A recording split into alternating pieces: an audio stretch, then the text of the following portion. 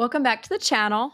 As I guess it was advertised that the interview with President Joe Biden aired last night.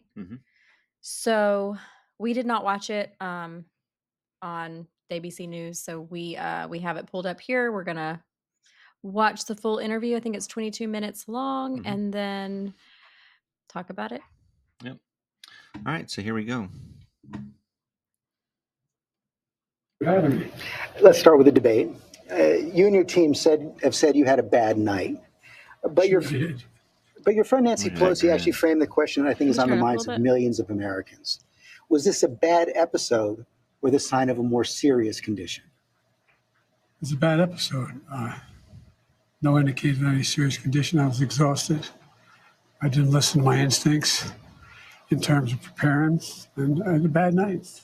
You know, you say you were exhausted, and I know you've said that before as well, but you came, and you did have a tough month, but you came home from Europe about 11 or 12 days before the debate, spent 6 days in Camp David. Why wasn't that enough rest time, enough recovery time?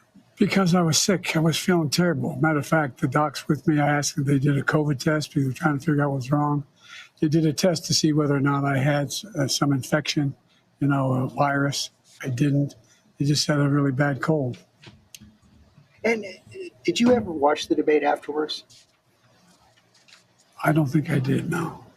Well, what I want to get at is what were you experiencing as you were going through the debate? Did you know how badly it was going? Yeah, look, the whole way I prepared, nobody's fault, mine. Nobody's fault but mine.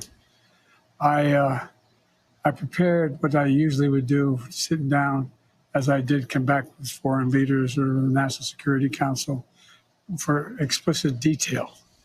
And I realized about partway through that, I get quoted, the New York Times had me down at 10 points before the debate, 9 now, or whatever the hell it is. The fact of the matter is that what I looked at is that he also lied 28 times. The way the debate ran, not my fault, no one else's fault. No one else's fault. But it seemed like you were having trouble from the first question in, even before he spoke. Yes. Well, I just had a bad night. You've had some bad interviews once in a while. I can't remember any, but I'm sure you did. I've had plenty. I guess the question, the problem is here for a lot of Americans watching is you've said, going back to 2020, watch me, to people who are concerned about your age. And, 50 million Americans watched that debate. It seemed to confirm fears they already had. Well, look, after that debate, I did 10 major events in a row, including until 2 o'clock in the morning after that debate. I did events in North Carolina. I did events in Georgia. Did events like this today, large crowds, overwhelming response, no slipping. And so I just had a bad night. I don't know why. And how quickly did it come to you that you were having that bad night? Well, it came to me as having a bad night when I realized that even when I was answering a question, even though they turned his mic off, he was still shouting. And I let it distract me. I'm not blaming it on that. But I realized that I just wasn't in control. But part of the other concern is that this seems to have fit into a pattern of decline that has been reported on recently. New York Times had a headline on July 2nd, Biden's lapses are said to be increasingly common and worrisome. Here's what they wrote.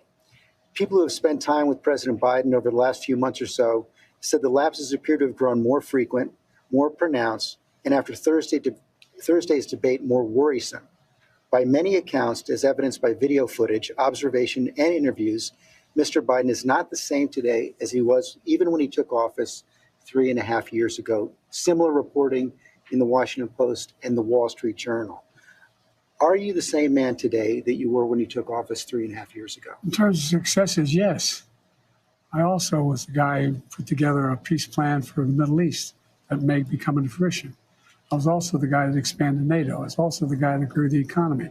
All the individual things that were done were ideas I had or I fulfilled. I moved on. And so, for example, well, that was true then. What's Biden done lately? It's just today, just announced 200,000 new jobs. We're moving in a direction that no one's ever taken on. I know you know this from the days in the government. I took on Big Pharma. I beat them. No one said I could beat them. I took on all the things we said we got done. We were told we couldn't get done. And part of it is what I said when I ran was I wanted to do three things: restore some decency to the office, restore some support for the middle class instead of trickle-down economics, built from the middle out and the bottom up, the way the wealthy still do fine, everyone does better, and unite the country. But what has all that work over the last 3.5 years cost you physically, mentally, emotionally? Well, I just think it cost me a really bad night, bad run. But, George, I'm optimistic about this country. I don't think we're a country of losers, that he points out. I don't think America's in tough shape. I think America's on the cusp of breaking through in so many incredible opportunities. This next term, I'm going to make sure we have straighten out the tax system. I'm going to make sure we're in a situation where we have health care for all people, where we're in a position where we have child care and elder care, free up, and all these things. The one thing I'm proudest of is, remember when my economic plan was put forward, a lot of the mainstream economists said it's not going to work. Well, guess what? You now have 16 Nobel laureates, 16 of them in economics, saying that Biden's next term would be, based on what he wants to do, enormous success. Trump's plan would cause a recession, would significantly increase inflation. I've made great progress, and that's what I plan on doing, and we can do this. I understand that, and I'm not disputing that. What I'm asking you is about your personal situation. Do you dispute that there have been more lapses, especially in the last several months? Can I run the 110 flat? No, but I'm still in good shape. Are you more frail? No. I know you Come spoke. keep my schedule. I know you spoke with your doctor after the debate. What did he say? He said, he just looked at me and said, "You're exhausted."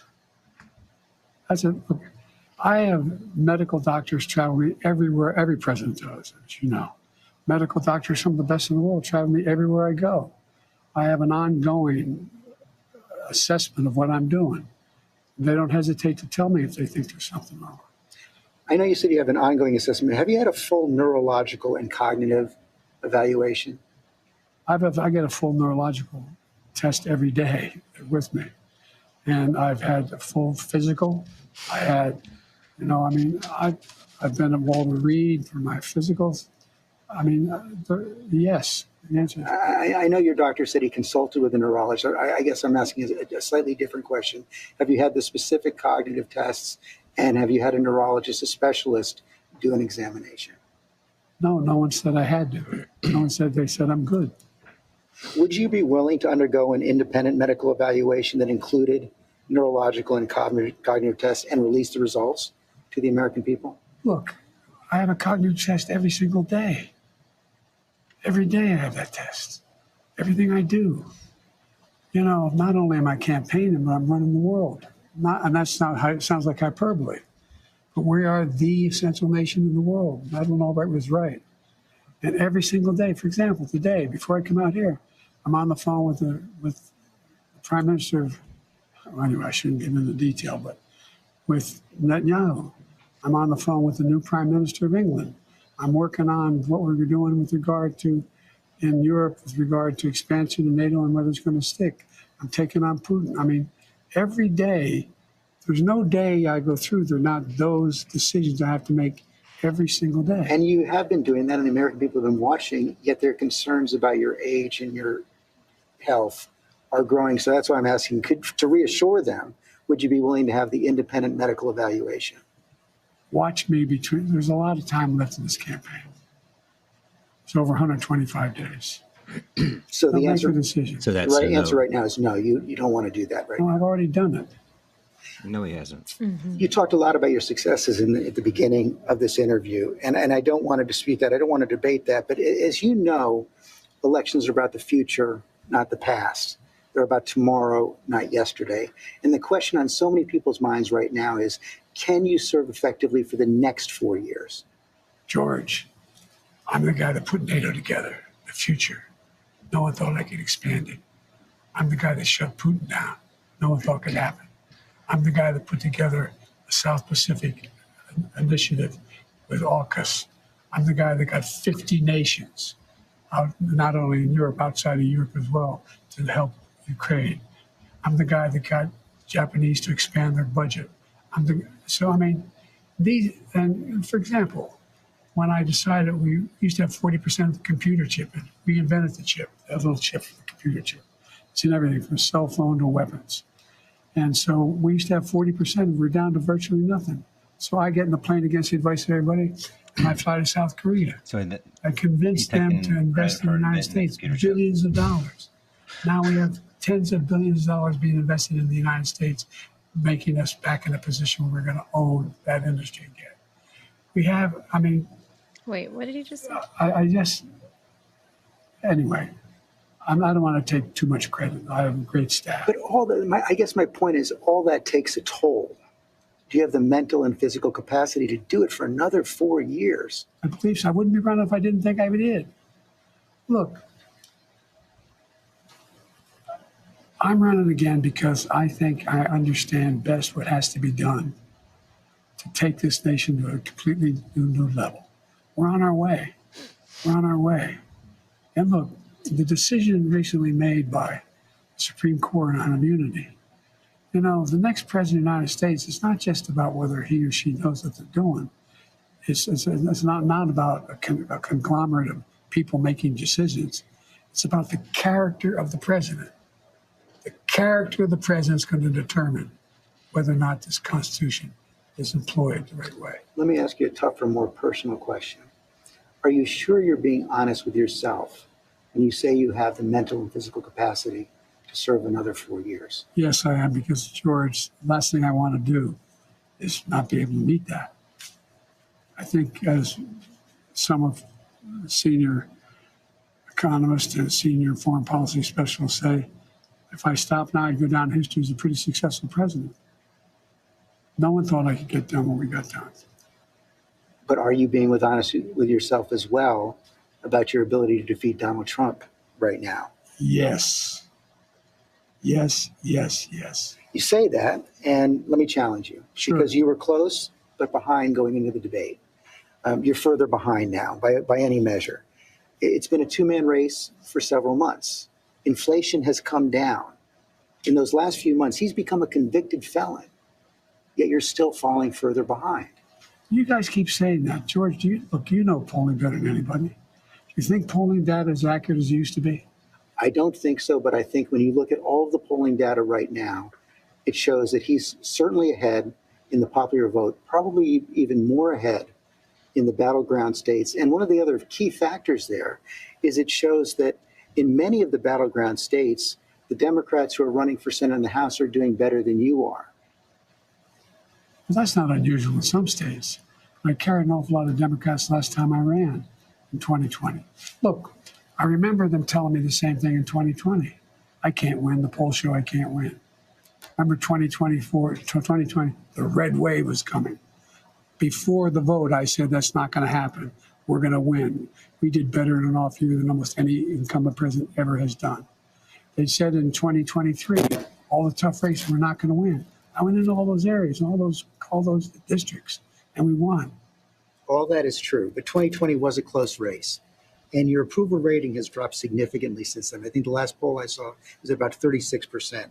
The number of Americans who think you're too old to serve has doubled since 2020. Wouldn't a clear-eyed political calculus tell you that it's going to be much tougher to win in 2024? Not when you're running against a pathological liar. Not when he hadn't been challenged in a way that he's about to be challenged. Not when people... You've had months to challenge him. Oh, sure I had months, but I was also doing a hell of a lot of other things, like wars around the world, like keeping NATO together, like working... Anyway. But look... Do you really believe you're not behind right now? I think it's all the pollsters I talk to tell me it's a toss-up. It's a toss-up. And when I'm behind, there's only one poll I'm really far behind, CBS poll and NBC, and New York Times and NBC both have you about 6 points behind in the popular vote. That's exactly right. New York Times had me behind before anything having to do with this race. Had me behind 10 points. 10 points had me behind. Nothing's changed substantially in the debate, the New York Times poll. Just when you look at the reality, though, Mr. President, I mean, you won the popular vote in 2020, but it was still deadly close in the By Electoral 7 College. million votes. Yes, but you're behind now in the popular vote. I don't buy that. Is it worth the risk? I don't think anybody's more qualified to be president or win this race than me. You know, the heart of your case against Donald Trump is that he's only out for himself, putting his personal interest ahead of the national interest. How do you respond to critics who say that by staying in the race, you're doing the same thing? Oh, come on. Well, I don't think those critics know what they're talking about. They're just wrong. Wow. It's wrong. Look, They're just Trump is a wrong. pathological liar. Trump is, he is. Have you ever seen anything Trump did that benefited somebody else, not him? You can't answer, I know. I've questioned him and his allies as persistently as any journalist has. No, I know you have. I'm not being Yeah. critical. Yeah. I'm not being critical. But look, I mean, the man is a congenital liar. As I said, they pointed out in that debate he lied 27, 28 times the times, or whatever number, over 20 times. Talk about how good his economy was, how he brought down inflation, how this is a guy who, unlike only other president other than him is Hoover, lost more jobs than he created. This is a guy who told us to put bleach in our arms to deal with COVID, with over a million people died. This is a guy who talks about wanting to get rid of the healthcare provisions we put in place. This is a guy who wants to give the power back to big pharma to be able to charge exorbitant prices for drugs. This is a guy who wants to undo every single thing I've done. Every single thing. I understand that. And I understand that's why you want to stay in the race. But have you convinced yourself that only you can defeat him? I convinced myself of two things. I'm the most qualified person to beat him, and I know how to get things done. If you can be convinced that you cannot defeat Donald Trump, will you stand down? It depends if the Lord Almighty comes out and tells me that, I might do that. Well, I mean, on a more practical level, Washington Wow. Post just reported in the last hour that Senator Mark Warner is assembling a group of senators together to try and convince you to stand down because they don't think you can win. Well, Mark is a good man. We've never had that. He also tried to get the nomination too. Mark and I have a different perspective. I respect him. And if Chuck Schumer and Hakeem Jeffries and Nancy Pelosi come down and say, we're worried that if you stay in the race, we're going to lose the House and the Senate, how will you respond? I go into detail with them. I've spoken to all of them in detail, including Jim Clyburn. Every one of them. They all said I should stay in the race. Stay in the race. None of the people said I should leave. But if they do, Well, it's like, they're not going to do that. you sure? Well, yeah, sure. Look, I mean, if the Lord Almighty came down and said, Joe, get out of the race, I get out of the race, the Lord Almighty's not coming down. I mean, these hypotheticals, George, if all. But it's not that hypothetical anymore. I grant that they have not requested the meeting, but it's been Well, reported. I've met with them. I've met with a lot of these people. I've talked with them regularly. I had an hour conversation with Hakeem. I had more time than that with Jim Clyburn. I spent time with many hours off and on the last little bit with Chuck Schumer. It's not like I had all the governors. I agree that the Lord Almighty is not going to come down, but if you are told reliably from your allies, from your friends and supporters in the Democratic Party, in the House and the Senate, that they're concerned you're going to lose the House and the Senate if you stay in, what will you do? I'm not going to answer that question. It's not going to happen. What's your plan to turn the campaign around? You saw it today. How many people do you draw crowds like I drew today? You find many more enthusiastic than today? Huh? I mean, I don't think you want to play the crowd game. Donald Trump can draw big crowds. There's no question about that. You can draw a big crowd, but what does he say? Who's he have? I'm the guy supposedly in trouble. We raised $38 million within 4 days after this. We have over 1 million individual contributors. Less than $200. We have, I mean, I've not seen what you're proposing. You haven't seen the fall off in the polls. You haven't seen the reports of discontent in the Democratic Party, House Democrats, Senate Democrats. I've seen it from the press.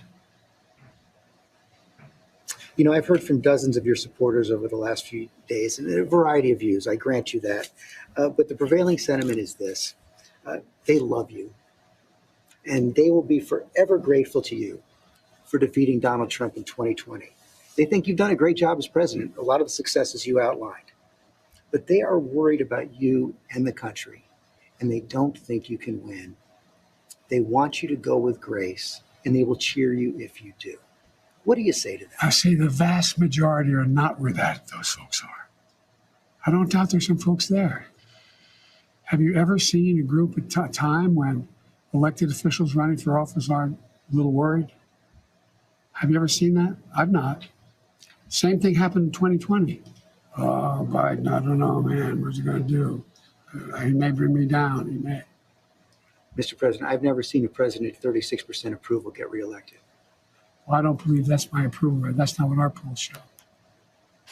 And if you stay in and Trump is elected and everything you're warning about comes to pass, how will you feel in January?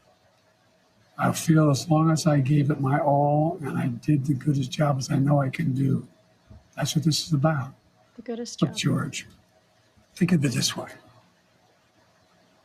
You've heard me say this before. I think the United States and the world is at an inflection point where the things that happen in the next several years are going to determine what the next 6, 7 decades look like. And who's going to be able to hold NATO together like me?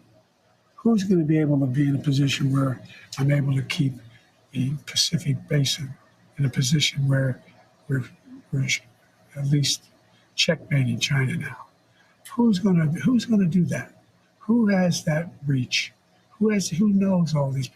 We're going to have, I guess, a good way to judge me is you're going to have now the NATO conference here in the United States next week. Come listen. See what they say. Mr. President, thanks for your time. Thank you.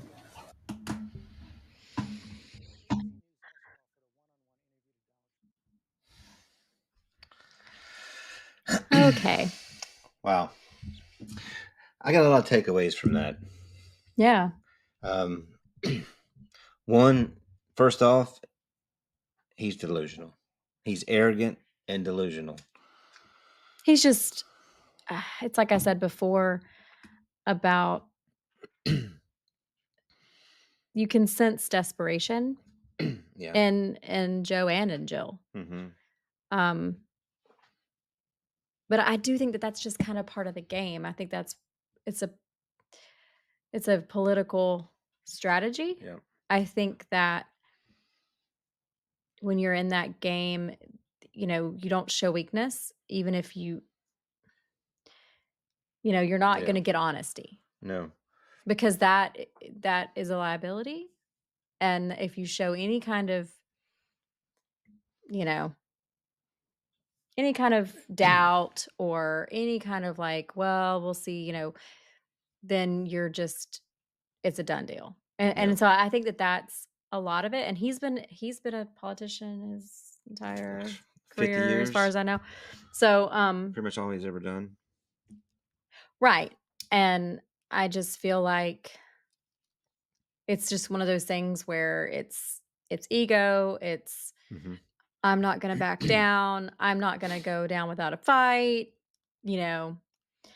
I did notice too, like how much he mentioned NATO.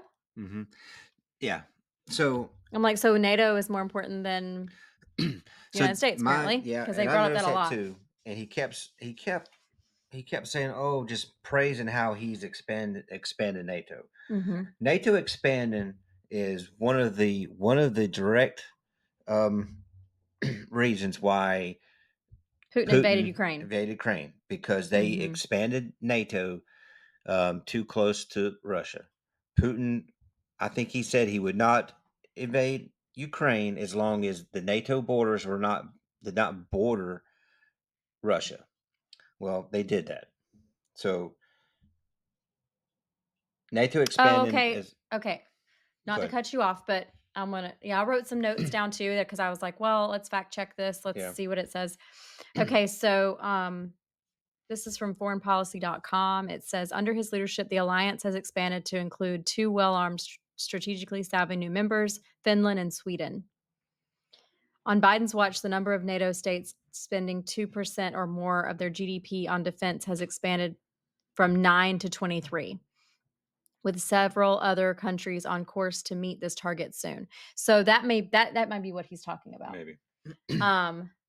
So that, I mean, but here's my thing. Okay, why do we need that? Are we going into a World War III? I mean, it kind of makes you wonder why.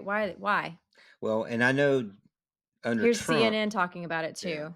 I know under Trump, Trump's big thing was we as the USA spend entirely too much. We spend more than anyone else. Mm-hmm. I know his big thing was to make sure other countries are paying their fair share. We as Americans brunt the majority of the funding for NATO, and I agree with that. You know, to be honest, I don't really per se think we even need to have NATO. Well, NATO was formed at the end of the Cold War, Yeah, so that was the reason for it to begin with. right. Um, so what's funny to me is that it's just grown and grown and grown and grown. Mm-hmm. Why? I mean, to me, I feel like any kind. I don't really know that much about foreign policy. I'm not going to sit here and pretend that I do. Um, but I do enjoy reading and learning things. I like history and all of that. So that would be something to look Yeah. to further look into further.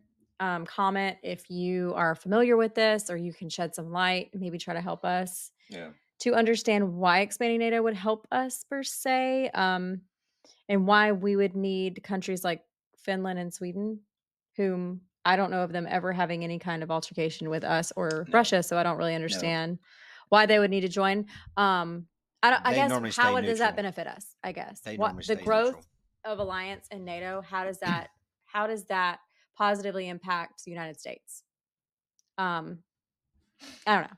Maybe geopolitically, maybe having allies and all of that, which we had allies prior to that. Mhm. So I don't know. So that's what that's saying. I wanted also to look because I was writing some notes down because I'm just curious.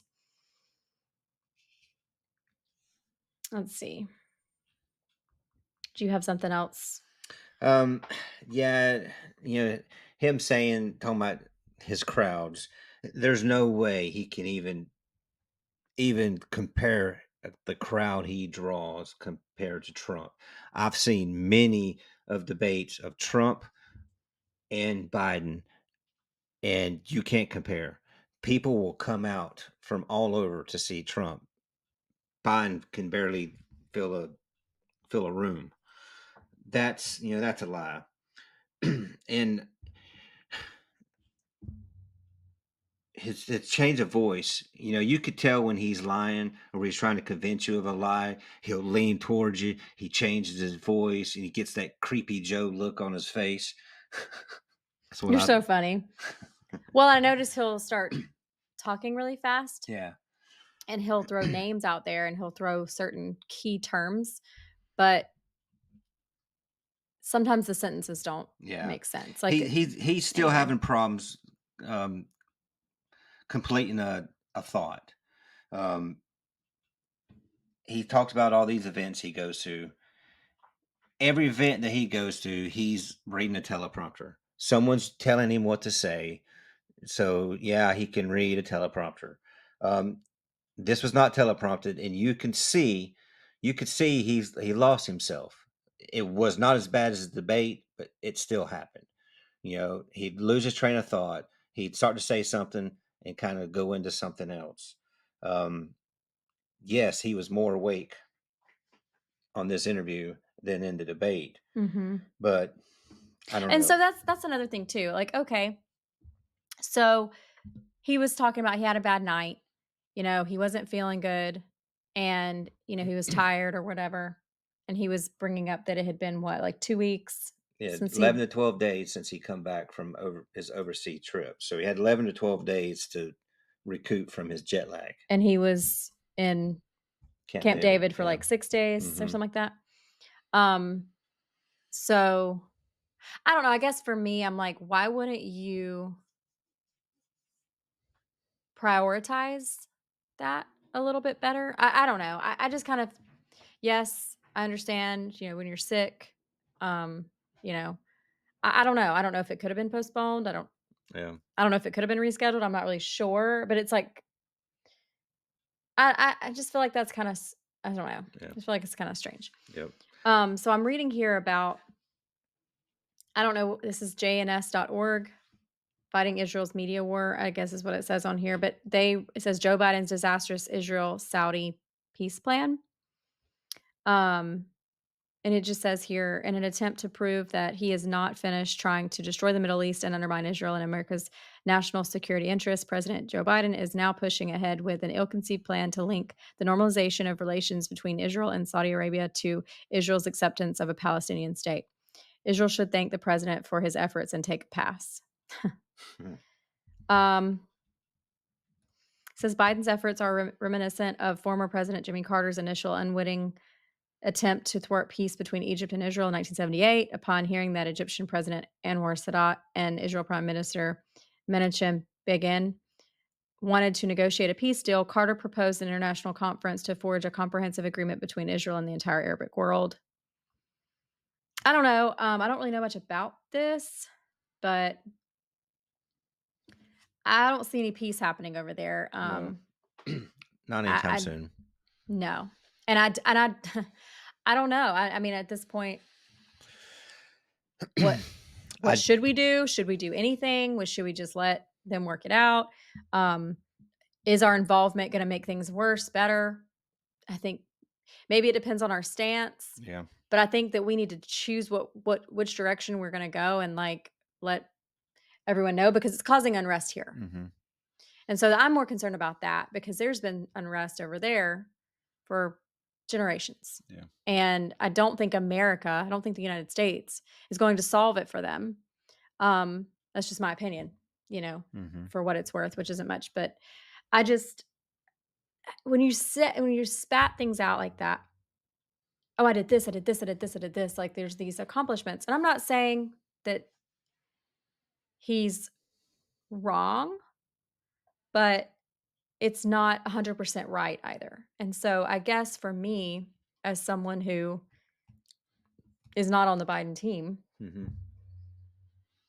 I mean, if looking at this situation, you have people that are going to be, they're already decided, they're made up their mind. Yep. It's the ones that are undecided. It's the ones that are not sure. But he needs to be trying to appeal to. He needs to be trying to appeal to people who are not one way or the other. They're in the middle. They're not sure. They don't know. And after watching this interview, I just don't think that that's happening.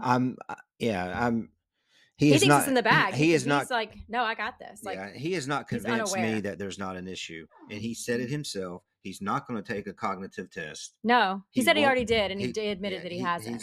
So what does that mean? He's lying about that because he hasn't taken a cognitive test. He won't take it Mhm. because he knows the outcome. And I thought, honestly, can I just say this? I thought that George Stephanopoulos did a really good job. Yeah, I do. I feel like I think he did. I feel like that he asked the hard questions, and he didn't let him skirt by without actually answering them. And that's something to be I was recognized. very surprised about the questioning. He did ask him the hard questions. Now, was this all set up, to make him look better, or say, hey, I'm going to ask you some hard questions to make you look? I don't know. I don't know if this was all scripted or what. It's just it's hard to tell. But Mhm. from the way, from sitting here watching, Yeah. it did look like he did ask him some hard questions. And then Um, he really wanted him to answer them, and, he would come back to it because, of course, there's, like, gonna be a circling back, like, "Let's talk all about this, not really answer the question, and then we're gonna circle back and come back to mhm, the question because we really wanted some kind of an answer," and yeah, then, you would see him asking him multiple times and then saying, "To be clear, you're saying no," yeah, like, yep, about the yep, cognitive yep. test. And then same with kinda towards the end whenever you could see him trying to appeal, like, from a compassionate Right, side, right. not passionate. Trying to give him an easy out. Right, well, just saying, like, well, if your friends, people that care about you, they come to you with concern, saying, maybe you should step down, and then he's like, "Oh, they would never do that." And he's like, "But if they do, are you willing to, you know, bow And that's gracefully?" and And that he's gets like, in "Oh, they won't do that. That's never gonna happen. It's just never gonna happen." And it's like, and that goes back to the arrogance and arrogance. that's the And politician in then there. directly accusing Trump of not doing anything that didn't Benefit benefit himself him, only. and Mhm. yet he was doing the Mhm. same thing. Well, and just like he said, he did say that. He said, you're saying that Trump, it just wants to be in power and he's not thinking about the American people. And it's like, well, we could argue that you're doing the same because Yeah. it's not in the people's interest for you, in the people's best interest for you to run again. Um, many people have said that. People on the left have said that. Yeah. People that happen to like Biden, happen to care about him very much, even know him closely, are saying that. I just think he's unaware. I think he, like you mentioned that you said that he's delusional, and Yeah. there could be something to that. He doesn't seem to know what's really going on. And then part of me wonders too, like when he says these things, like does he really believe them? Does he really believe that he has all this stuff that's just he's knocking it out of the park? I think he Or are they lying speaks. to him? I Yep. Think he speaks with conviction, like he believes what he's saying. I think he really doesn't know. He has a staff that tells him, "Oh, you've done this, you've done this, you're doing good, you're Well, it doing makes you good." wonder if they're And lying to him about Trump too, because I'm I not saying that think Trump's perfect by any means, but I don't think that I all of think these they claims are. are true, and I'm gonna be looking them up I as think he well. really believes what he says. The problem is, someone's lying to him. Just like he was saying, the Well, whole time people they were are on the saying that he's a stage, puppet they and would that mute. there's They someone would else is mute. pulling the strings. Well, like when he was talking about the debate, he was trying to talk, and they said they'd mute Trump's mic, and Trump was yelling. I did not see Trump yell at him the whole time, even when he wasn't. No, he was So he was listening to him. he was saying that to try to make it look like Trump was attacking him. Trump We never would have seen yelled at it. him. That That that would have de- been all over the news oh the yeah, next day, that night that even. debate was probably Ridiculous. Trump's best performance of keeping himself calm Calm. and collected. Mhm. We Yeah. all know Trump has a mouth on him, and he says whatever he thinks all the time. I think in that particular debate, he did a very good job of keeping his composure and let Biden hang himself, and that's what he did. What else? Do you have any other takeaways from that? I'm just still kinda looking up. I had taken a few notes about certain things, which, I just wanna look them up for my He own. said inflation's good. It's not. Inflation is No. horrible. It's hurting everyone except for the ultra rich. Um, I think that's about all that I. The part when he says that he's running the world, and I was like, "Oh, That's I wonder how honestly, I really wonder how the American people felt watching this interview." Um, and I mean everyone. I don't know who all has watched it, but well, I know how people that are on the right, you know, align with yeah. most of what of course what you're saying and then most of what I'm saying as well. Maybe it's not even as polite. Well, he But talks on about. the left even, I'm like, did you watch this and think that's my guy? Like, Yeah. did you watch this and think 4 more years? Yes, he's doing great. This is what we want. I want to know. Like, I want to know if there were actually people watching this thinking, this is the guy. Yes, we want him for 4 more years. Like, I just can't, for the life of me, imagine that. I can understand maybe someone going, dang, he's just not as sharp as he was. And dang, he's just not who he was 3.5 years ago. That's a shame. What's going to happen now? What are we going to do? But I to just be like, yes. this is what we want. I I just have can't. I I don't have know. seen some people say that he did a good job, and to be honest, anyone who tells me he did a good job, I cannot take that person serious because there's no way. He's even admitted he didn't do a good There's job. no way that someone He even could admitted watch just that now could that he had a watch bad that. night. There's no way anybody could watch that and honestly say they thought he did a good job. Right. So are they trolls? Are they being paid to They're being say paid. it? Paid You know, promoters.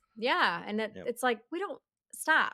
Like, enough. Like, we don't need any more of that. Like, the American people, I think, are exhausted, frustrated, and at arms with each other because of Yeah. people in power that are making everybody miserable.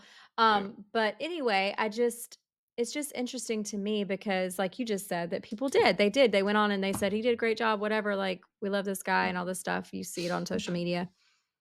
But then here he is in this interview admitting he had a bad night. Well, he says So it's because of jet lag and he had a it cold. doesn't matter. He himself admits that he didn't do a great job. Yeah. He did not do a good job. Even Yeah. though later he said he's done the Well, goodest job for the that's country. The goodest. I don't know if anybody caught that. That was kind of towards the end. well, that's But I was like, really? someone that's covering Ah. up for a bad performance Mhm. where Making he making excuses. excuses. Yeah. He It's did a like, come horrible on. job, so he wants to admit, "Oh yeah, I didn't have the best night, but I'm still the person." But I did really good on all these other, Yeah. what do you say, all these All these other events events, and all these other things. It's like, well, yeah, when you have a teleprompter and you have people there that are boosting you up and are speaking with you alongside of you on your behalf, you've got all this extra support around you. But the it thing is that that's not how, no, like, you should be able to debate Donald Trump. yeah. You should be able to debate anyone. You've got to be on top of your game. And you shouldn't rely on You your staff. You shouldn't Yep. rely on your son and your wife, because that's not, we didn't vote for Hunter. We didn't vote for Jill. Okay. I didn't vote for you, Mr. Joe Biden, but I'm just saying, like, there are a lot of people out there who did. They voted for you in good conscience. And they didn't vote for your wife, and they didn't vote for your son, and they didn't vote for all these other people. So you have to answer to that. You have to answer to that. I'm Yep. just, Yeah. Anyway. And to know that he appointed Hunter on his cabinet of Mhm. advisors, Mhm. that's sickening. That is just Well, it just goes along with the delusion. Yep. He doesn't believe about the laptop, I guess. He doesn't believe about all the That's a stuff. troubled family. It is a troubled family. It is. And that's a lot of it too, to talk about the character. And, like, everybody, nobody's perfect. And I mean, everybody makes mistakes and all of that. But you don't get to run our country. You know what I mean? Like, we want to have someone that has their wits about them, that is knowledgeable, that can handle the pressure, and that loves our country. Yeah, there's all these other things going on that I understand. We could do better. We need to work on things as Americans. I think we need to there's some things that you just have to take responsibility for, but there's some things that you cannot compromise on when it comes to the leadership of your country. And those things you just cannot compromise on, because when it comes down to it, you're going to want someone who has your back. You're going to want someone who's not going to lead you off a cliff. You're going to want someone who's going to pull through and make the victory and be successful, because their success is our success, because we are all Americans.